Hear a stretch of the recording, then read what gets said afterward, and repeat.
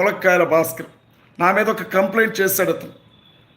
అతను రాసినటువంటి ఆ కంప్లైంట్ చూస్తే నాకు ఆశ్చర్యం అనిపించింది. అరే, ఏమంటారు, నర్సరీ చదువుకునే వాళ్ళ రాత ఇంకా బాగుంటుంది. ఎల్కేజీ యూకేజీ చదువుకునే వాళ్ళు రాసినా కొంచెం అర్థవంతంగా రాస్తారు.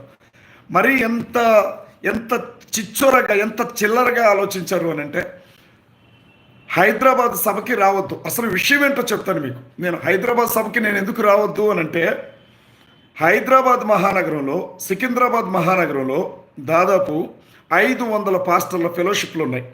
500 పాస్టర్ల ఫెలోషిప్లకు సంబంధించి 25,000 మంది పాస్టర్లు అనధికారికంగా హైదరాబాద్ సికింద్రాబాద్ ప్రాంతంలో ఉన్నారు.